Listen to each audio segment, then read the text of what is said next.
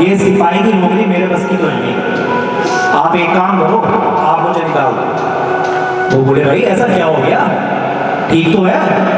उन्होंने कहा नहीं, आप बस निकाल दो मुझे। उन्होंने नहीं बताओ तो हुआ क्या है कि बताना क्या है, देखो रोज तो मैं 4 साढ़े 4 घंटे लेट आता था, आज तो मैं सुबह से आया ही नहीं, आज तो मैं अभी आ रहा हूँ। बोले अभी आ रहा है? और भी लोग जो उनके दफ्तर में थे वो भी सुनने लगे कि भाई तू ये क्या बोल रहा है कि अभी आ रहा है, तू मैं पागल समझ रखा है तुमने, तो खुद पागल हो गया है। उन्होंने कहा नहीं नहीं मैं तो अभी आ रहा हूँ। तो उनके साथ जो थे वो गुस्सा हो गए कि भाई तू सच में पागल समझ रहा है, तू हमारे साथ सुबह गया नहीं था एक चोर को पकड़ने? हमारे पास सुबह एक फोन आया था, हम एक चोर को पकड़ने गए थे और आज तो तू पकड़ने में सबसे आगे था और हमने तुझे इतना मना करा, तूने उसे चोर को इतना मारा उसके मुंह से खून निकाल दिया तूने। आज तो तेरे अंदर इतनी ताकत थी कि तू चोर को अकेले उठा के फेंक रहा था। वो सोचने पड़ गया, वो बोला कि सर मैं तो सुबह से आज जो है मंदिर में बैठा हूँ, सुबह आया था अब क्या हूँ मैं, आप ये कैसे कह रहे हो कि मैं गया था? वो लोग भी गुस्सा हो गए कि तुम्हें पागल समझ रहा है, ऐसा बिल्कुल भी नहीं है, तुम्हारे साथ गया नहीं था सुबह और उस चोर को पकड़ के लाएंगे, देखो जेल में बंद है और उसके खून भी निकाल रहे, तुम ही तो मारा ऐसा जो है। बस जैसे ही उसने चोर को देखा वो तुरंत समझ गया और तुरंत भाग के हनुमान जी के मंदिर में गया। वो समझ गया कि आज मेरी जगह जो है वो बजरंगबली है, मैं नहीं गया आज। तो जाके वहां मंदिर में हनुमान जी के सामने ये बोला कि आप चाहते तो आज मेरी नौकरी छूट जाती, लेकिन आप ये भी नहीं चाहते कि मेरी नौकरी छूटे और ना ही ये चाहते कि मैं आपको छोड़ूं। तो इसी वजह से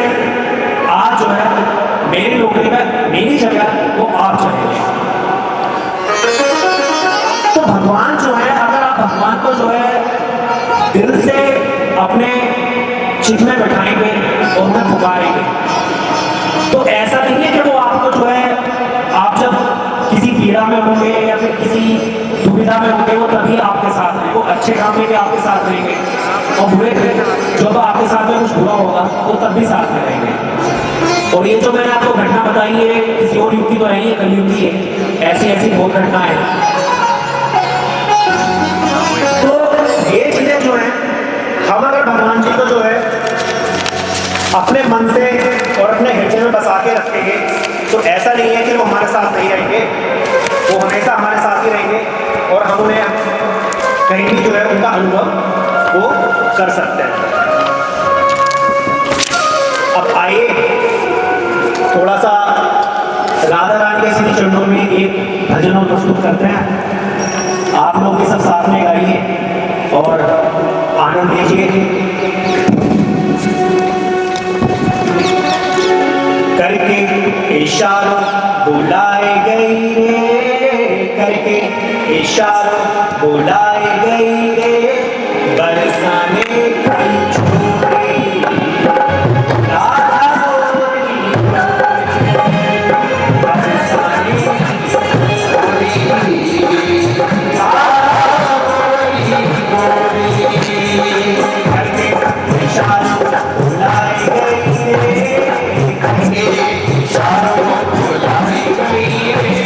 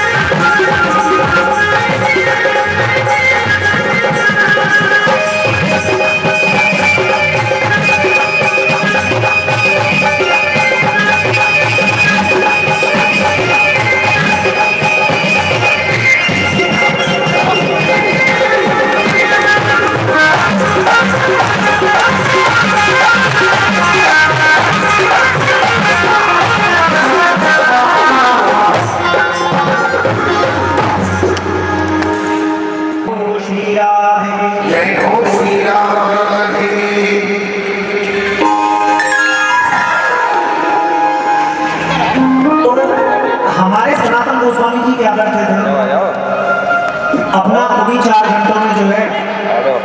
भिक्षा मांग के लाते और उसी को पकाते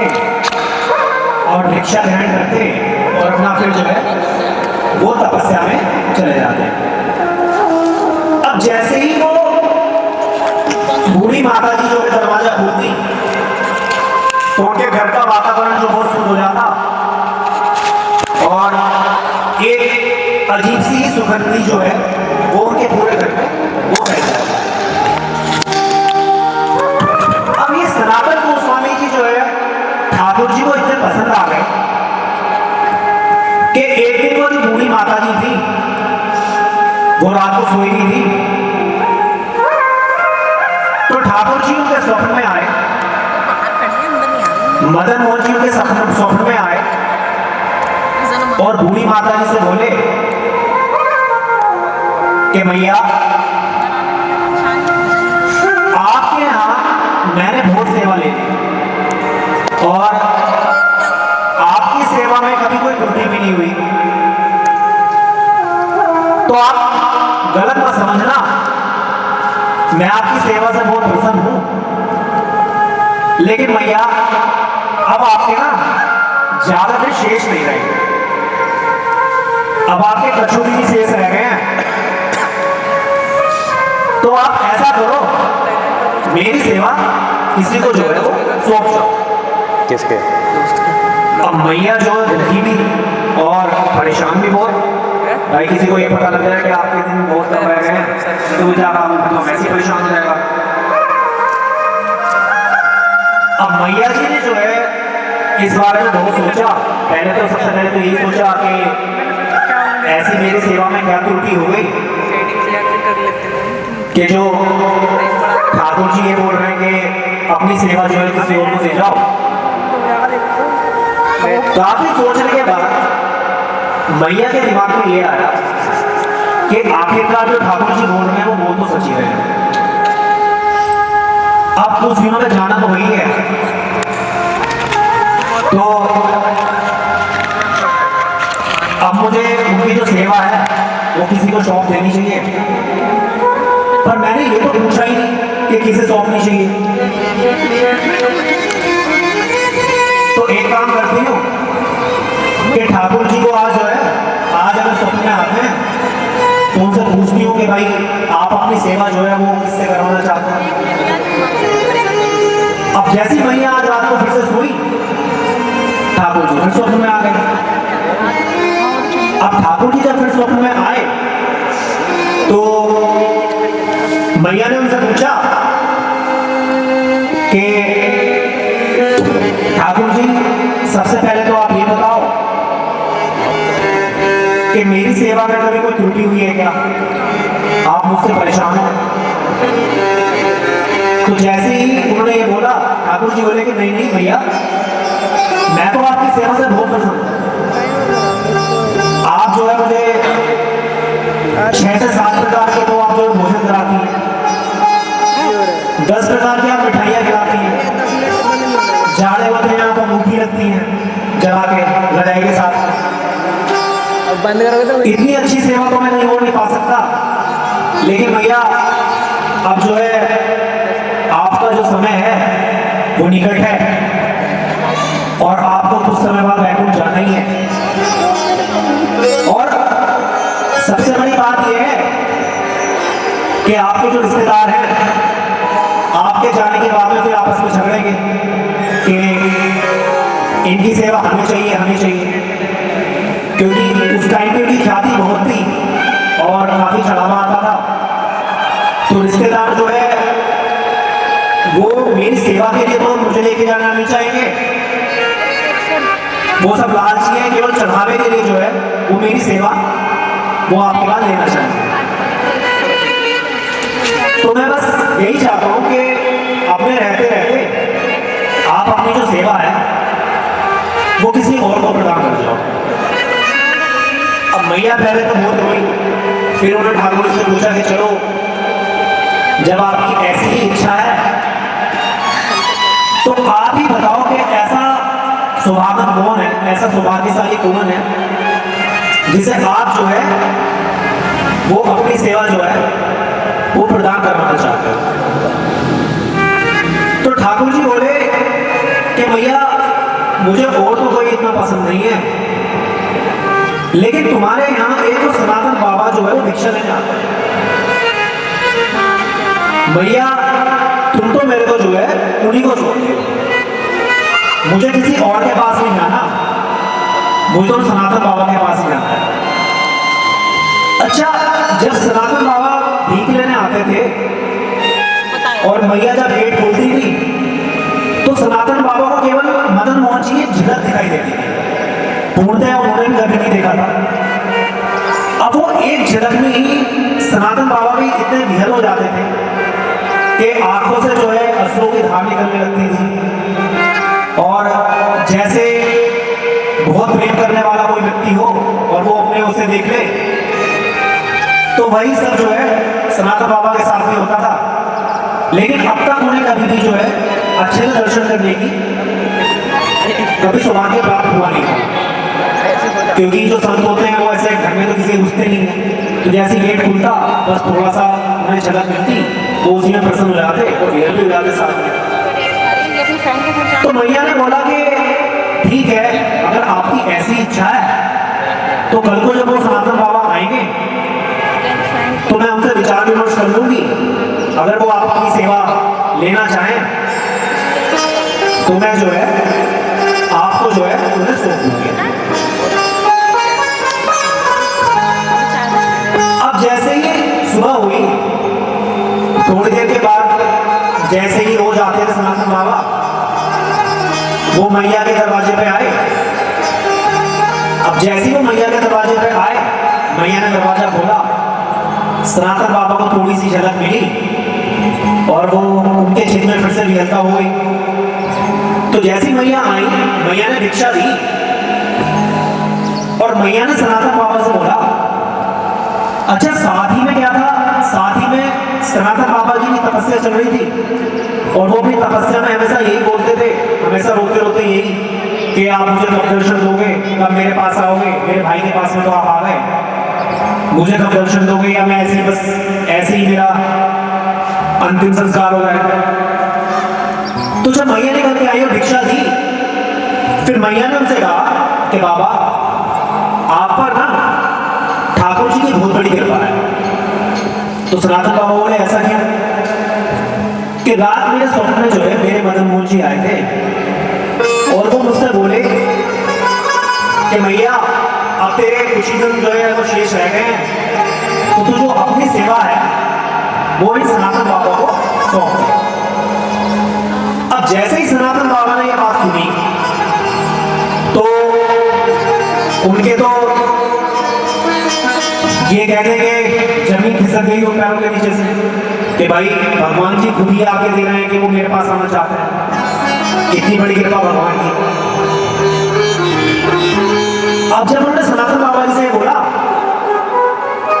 तो सनातन बाबा जी के आंखों से आंसू निकलने लगे कि मैया मैं ले तो लूं उनकी सेवा, पर आपकी तरह मैं उनकी सेवा नहीं कर सकता। आप क्या करती हो, आप जो है 7-8 तरह के तो भोजन कराती हो, 8-10 तरह की मिठाइयाँ खिलाती हो,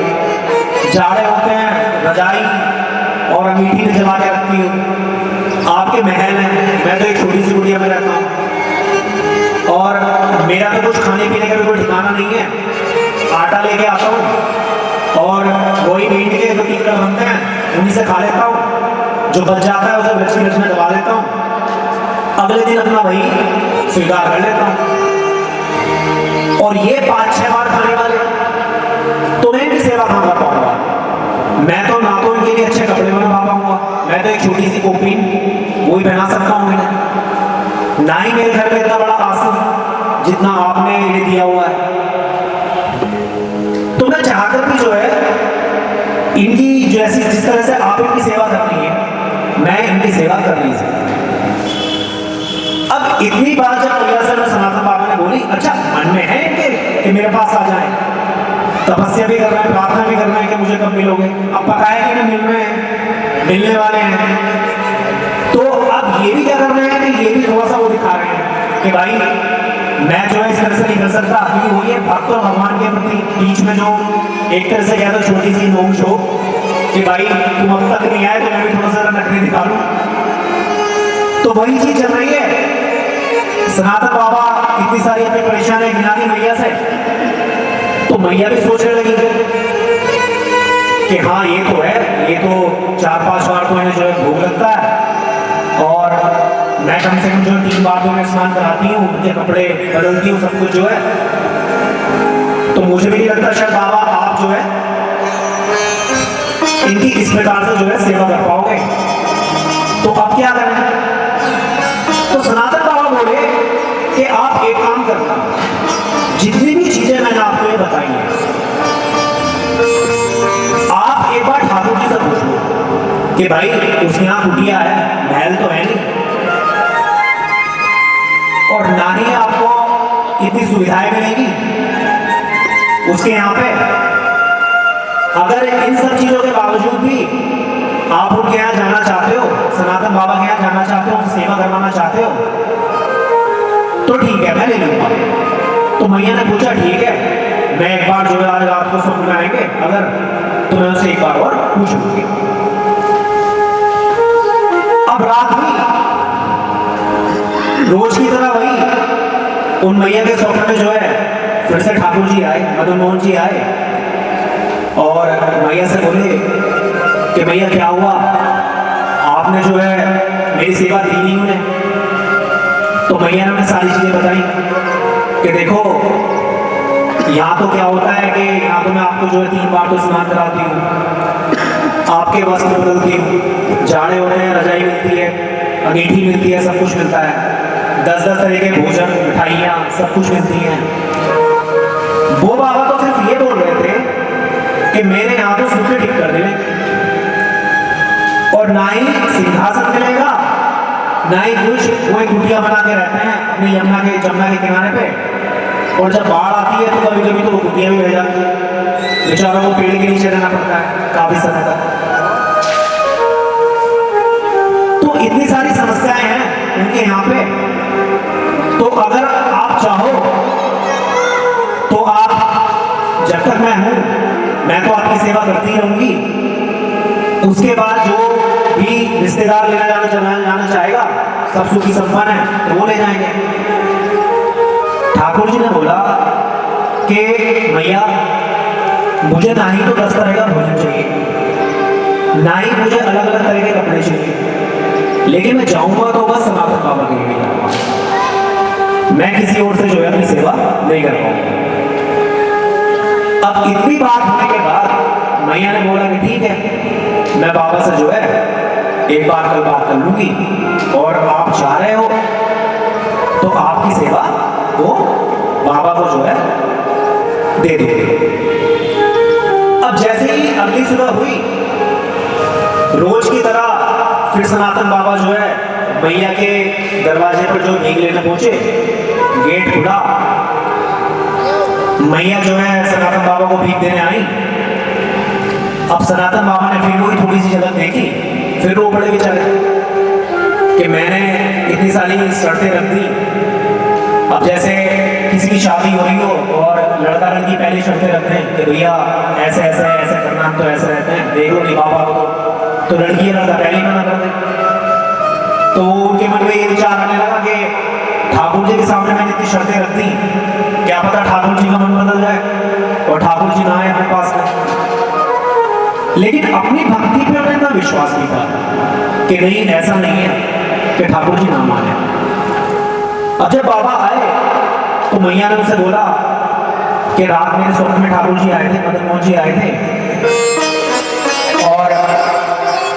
जितनी बातें आपने मुझसे कही थी कि मैं जो है इतने वस्त्र आपको धारण नहीं करवा सकता, आपको अच्छा आसन नहीं दे सकता, खाने के लिए आपको जो है 10-15 जो व्यंजन है वो नहीं दे सकता, जाड़े आएंगे तो जाड़े में भी आपको कोपी में रहना पड़ेगा, ना तो मैं रजाई दे सकता और ना ही आपको मीठी प्रोवाइड में वो दे सकता। तो हुआ क्या, जब मैया ने इतना बोला कि मैंने सारी चीजें जो है ठाकुर जी से बताई, तो ठाकुर जी तो फिर भी नहीं मान रहे और वो आपके पास में आना चाहते हैं। तो आप थोड़ा रुको, मैं ठाकुर जी को लाती हूँ और उनके साथ जितना भी सारा सामान है जो अभी मेरे पास है, मैं वो आपको सारा का सारा दे देती हूँ। तो सनातन गोस्वामी जी अंदर से बड़े प्रसन्न, और जितने प्रसन्न उतने ही आंखों से जो उनके आंसू निकल रहे। अब रोते रोते ये सोच रहे कि अच्छा हुआ ठाकुर जी आकर मैं इनकी सेवा करूंगा, लेकिन दिल में एक बात ये भी कि मैं कैसे करूंगा, क्योंकि 20 घंटे तो मैं जो है तपस्या में रहता हूँ, अब 4 घंटे में क्या सेवा करूंगा इनकी। लेकिन जैसे तैसे करके उन्होंने मैया ने जो है क्या किया, ठाकुर जी को जो है सनातन बाबा को दे दिया, और उनका जो सारा सामान था वो भी दे दिया साथ में। अब सनातन बाबा ठाकुर जी को लेके अपनी कुटिया में आ गए। अब भैया कुटिया में तो सिंहासन भी नहीं, तो उन्होंने क्या काम किया, गोबर से लीप के एक मिट्टी का ऊंचा सा चौकी बना देते हैं, छोटी सी चौकी बना के, और उसी पे जो है ठाकुर जी को जो है वो बैठा दिया। और ठाकुर जी से बोले कि ठाकुर जी देखो, मैंने तो आपसे पहले बोला कि मेरे यहाँ इतनी सुख सुविधाएं नहीं है, अब जब आप नहीं माने और आ गए हो मेरे पास,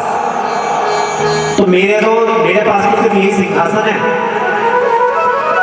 आप इस पे विराजिए। अब ठाकुर जी बैठ गए। अब ठाकुर जी बैठ गए, बैठने के बाद जो सनातन गोस्वामी सोचने लगे कि भाई इनकी अब सेवा कैसे प्रारंभ करूं। तो उन्होंने भाई अपनी जो भिक्षा मांग के लेके आए थे माता से, वही अपने उसके टिक्कर बनाए जैसे रोज बनाते थे, और ठाकुर जी को भोग लगाया टिक्कर का। टिक्कर का भोग लगाने के बाद में जो बचा था अपना खाया, और वो जो थोड़ा सा वो जो बचा था वो अपना रच की रच में वही दबा दिया पहले की तरह, और वो अपना तपस्या में 20 घंटे के लिए चले गए। अगले दिन उठे, अगले दिन भी ऐसे ही हुआ, जो मांग के लेके आए कच्चा भोजन वही अपने टिक्कर बनाए, ठाकुर जी को पवाया, फिर अपने आप पाया और फिर दबा दिया। जब ऐसे ही सारा का सारा चलता रहा, 4-5 दिन हो गए यही चलते हुए। अब जब 4-5 दिन यही चलते हुए हो गए, तो 4-5 दिन के बाद में जो है मदन मोहन जी ठाकुर जी सनातन गोस्वामी जी के स्वप्न में आए। अब सनातन गोस्वामी जी के स्वप्न में आए तो थोड़ा खांसते हुए आए। अब जैसे ही ठाकुर जी खांसने लगे तो सनातन गोस्वामी जी बोले कि जय जय, आपके गले में क्या हुआ, आपको सर्दी वर्दी तो नहीं लग गई? भैया के यहाँ तो आप रजाई में रहते थे, भैया तो आपके जो है मीठी भी लगती थी पास में, मैंने तो यहाँ से आपको कोपीन में बिठा रखा है। कोपीन क्या है? कोपीन एक धोती होती है, सिर्फ धोती होती है, उसे कोपीन बोलते हैं। तो आपको भी सर्दी तो नहीं लग गई जिस वजह से आपका गला खराब हो गया हो और आप इस तरह से खांस रहे हैं? तो ठाकुर जी बोले ना ना, ऐसी कोई बात नहीं है, सब ठीक है। क्या अच्छा सर्दी नहीं लगी तो मेरी सेवा में आपको जो है कोई त्रुटि दिखाई दी क्या, या मैं आपकी सेवा नहीं कर पाया, कोई चीज किसी चीज की आपको कमी हो तो आप वो बता दो, आप मेरी सेवा से प्रसन्न ना हो तो उन्होंने क्या बोला ठाकुर जी ने कि नहीं नहीं, मैं आपकी सेवा से बहुत प्रसन्न हूं, आपकी सेवा में कोई त्रुटि नहीं है और ना ही मुझे सर्दी लगी है। बस थोड़ा सा क्या है कि आप जो ये टिक्कर जो बनाते हो ना, ये सूखे टिक्कर रहते हैं और मेरे गले में ना गिरसते गए हैं, तो इस वजह से जो है वो मेरा गला थोड़ा सा जो है वो खराब। तो आप एक काम करा करो। तो सनातन गोस्वामी जी ने बोला कि जय जय, मैं तो जो है जब से तपस्या में आया हूं, मैं तो तब से यही पा रहा हूं, पर चलो कोई नहीं, आप बताओ, मैं ज्यादा तो आपकी सेवा कर नहीं सकता। ठाकुर जी ने बोला कि ना ना, ज्यादा नहीं, मुझे तो सिर्फ आप एक काम करा करो, जब भिक्षा मांग के लाया करो, थोड़ा आटे के साथ में नमक और मांग लाया करो, और जब आटा मींडा करो तो उसमें थोड़ा सा नमक डाल दिया, तो इससे जो टिक्कर जो मेरे गले में गिरज रहे हैं परेशानी हो रही, थोड़ी सी स्वाद भी नहीं आ रहा थोड़ा सा, तो थोड़ा नेक सा स्वाद आ जाएगा। तो सनातन गोस्वामी जी बोले कि भाई मैं तो जो है तब से यही पा रहा हूँ सूखे ढीकर पी के, चलो कोई नहीं, जब आप बोल रहे हो तो मैं जो है कल से नमक मांग के लेकर आऊंगा। अब सनातन गोस्वामी जी जैसे अगले दिन जो है फिर भिक्षा मांगने गए, मैया जी के दरवाजे पे गए, उन्हीं मैया के, मैया ने दरवाजा खोला, मैया ने रोज की तरह ही आटा लाके जो है सनातन गोस्वामी जी को दे दिया। अब सनातन गोस्वामी जी ने आटा में रखा, ले लिया, उसके बाद बोलने लगे, वहां खड़े रहे जैसे रोज तो चले जाते थे आटा लेके, उसके बाद वहीं चुपचाप खड़े हो गए। अब जैसे ही वहां चुपचाप खड़े हो गए तो भैया ने देखा कि लोग तो ये चले जाते हैं, आज ये कैसे नहीं गए, आज तो ये खड़े ही। तो भैया ने बोले बाबा क्या हुआ, क्या परेशानी है? बाबा बोले कि भैया मुझे तो जो है मेरा पूरा जीवन जो है व्यतीत हो गया सूखे ढीकर पाते हुए, लेकिन रात को क्या हुआ था, रात को जो है ठाकुर जी मेरे स्वप्न में आए थे और सूखे ढीकर पाके ना उनके गले में थोड़ी सी परेशानी हो गई और ना ही उन्हें जो है स्वाद आता। तो आप एक काम करो, आप मुझे ना नेक सा नमक और दे दो, थोड़ा सा नमक और दे दो, तो मैं नमक मिला के उन्हें जो है टिक्कर बना के पवा दूंगा। अब मैया ने जैसे ये सुना कि नमक चाहिए तो मैया मुस्कुराने लगी कि भाई अभी तो नमक है, अभी तो देखो तुम्हारे घर में क्या क्या आता है, क्योंकि ठाकुर जी को चटोरे ठहरे, ठाकुर जी को ये क्या सूखे वूखे पसंद आए। अब उन्होंने क्या किया, आटा ले लिया, भैया से नमक ले लिया, गए, जाने के बाद में जो है टिक्कर बनाए रोज की तरह, नमक मिलाया उसमें, ठाकुर जी को भोग लगाया और अपने आप ही ग्रहण किया और फिर रोज की तरह वही अपना फिर समाधि में चले गए। यही सिलसिला 4-5 दिन चलता रहा। अब 4-5 दिन के बाद में क्या हुआ, जैसे ही सनातन गोस्वामी जी फिर रात को सोए, ठाकुर जी फिर उनके स्वप्न में आ गए। अब ठाकुर जी जब उनके स्वप्न में आ गए तो सनातन गोस्वामी जी बोले कि ठाकुर जी अब तो सही है ना, अब तो सारी सेवा हो रही है, अब तो मैं नमक भी मांग के लेके आ रहा हूं और अब तो स्वाद थोड़ा सा स्वाद तो आ ही रहा होगा ना टिक्कर में। ठाकुर जी चुप, ठाकुर जी कुछ ना बोले। अब जब बहुत देर हो गई, सनातन गोस्वामी जी पूछते रहे, ठाकुर जी फिर बाद में बिल्कुल धीमी आवाज में बोले कि भैया टिक्कर तो सही है, अब स्वाद भी आ रहा है थोड़ा सा, लेकिन होता क्या है कि जो नमक के जो सूखे टिक्कर हैं वो ना मेरी आंतों में, मेरे शरीर में ना फंस जाता है कहीं जो है। तो सनातन गोस्वामी जी बोले तो फिर इसका इलाज क्या है भाई, बताओ, आप ही बताओ। तो ठाकुर जी बोले कि आप एक काम करा करो, जब आप नमक मांग के लाया करो और आटा मांग के लाया करो तो साथ में एक साथ देसी घी और मांग लाया करो, थोड़ा सा घी मांग के लाया करो और जब टिक्का बनाया करो उसमें घी लगाया और वो मुझे पवा दिया। तो जैसे आटो में जो मेरे टिक्का फंसते हैं वो ना प्रेम से निकल जाया करेंगे। सनातन गोस्वामी जी बोले कि ठीक है, चलो जब आप ये बोल रहे हो तो अब की बार जब मैं कल को जाऊंगा तो क्या करूंगा कि माता से जो मैया से जो है वो घी भी मांग लाऊंगा। अब हुआ क्या कि जैसे ही वो गए, जाने के बाद जो है फिर मैया के दरवाजे पे गए, मैया का दरवाजा खटखटाया, मैया बाहर निकल के आई और मैया जो है आज फिर से आटा और नमक लेके आई। बस गोस्वामी जी फिर खड़े रहे। अब बहुत देर हो गई खड़े रहे तो मैया ने फिर पूछा कि बाबा अब तो ठाकुर जी प्रसन्न हो गए आपकी सेवा से, या अब भी और कुछ चाहिए, कुछ हो तो बताओ, आप ऐसे शांत क्यों? तो गोस्वामी जी बोले कि देखो हमें तो नहीं चाहिए, हम तो संत आदमी हैं, हम तो सूखे टिक्कर में भी अपना जीवन व्यतीत कर रहे थे, लेकिन अब ठाकुर जी आए हैं तो उनकी आज्ञा हुई है। रात को फिर से मेरे स्वप्न में आए थे और स्वप्न में वो यही बोल रहे थे मुझसे कि भाई इन सूखे टिकोड़ों में थोड़ा सा नेक्सा का जो घी लग जाए तो और थोड़ा सा स्वाद भी आ जाएगा और जो जहाँ इस शरीर में लसते हैं वो आराम से प्रेम से निकल जाएगा। तो आप एक काम करो, आप जो है नेक्सा घी हो दे दो। मैया फिर मुस्कुरा गई कि बस ठीक है, कल तो नमक था, आज घी है, कल को और पता नहीं क्या आएगा। कि ऐसा है कि अब तो बाबा, अब तो तुम संभालो, अब तो तुम्हारे घर में चढ़ोगा आ गया, अब तो तुम्हारे घर में पता नहीं क्या क्या आएगा। अब मैया ने एक जो है घी का डिब्बा लाके और गोस्वामी जी को जो है वो दे दिया कि ठाकुर जी लोग, गोस्वामी जी ये घी का डिब्बा है ठाकुर जी के लिए, कल से आप जो है उनके टिक्कर पिला के जो है उनको जो है आप दे दिया करना। वो अपना